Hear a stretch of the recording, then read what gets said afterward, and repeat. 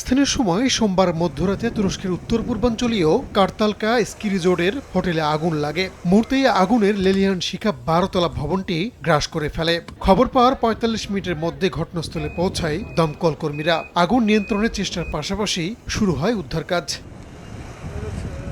রাত পেরিয়ে দিন শুরু হলেও জ্বলতে থাকে আগুন। হোটেলটি বুলু পর্বতের চূড়ে হওয়ায় বেশ বেগ পেতে হয় দমকল কর্মীদের। স্থানীয় কর্তৃপক্ষ জানায়, রিজোর্টের গ্র্যান্ড কার্টাল হোটেলের 12 তলায় এক রেস্তোরাঁ থেকে আগুনের সূত্রপাত হয়। মঙ্গলবার ঘটনাস্থল পরিদর্শনে যান দেশের স্বরাষ্ট্রমন্ত্রী আলী ইয়ারলিকিয়া।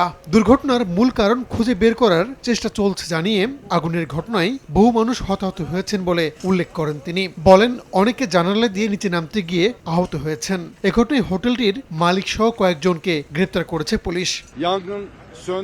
আগুন পুরোপুরি নিয়ন্ত্রণে আনা হয়েছে।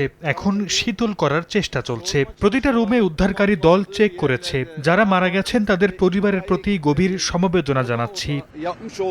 হোটেলটিতে 234 জন পর্যটক ছিলেন বলে জানা গেছে, তবে হতাহতদের পরিচয় প্রকাশ করা হয়নি।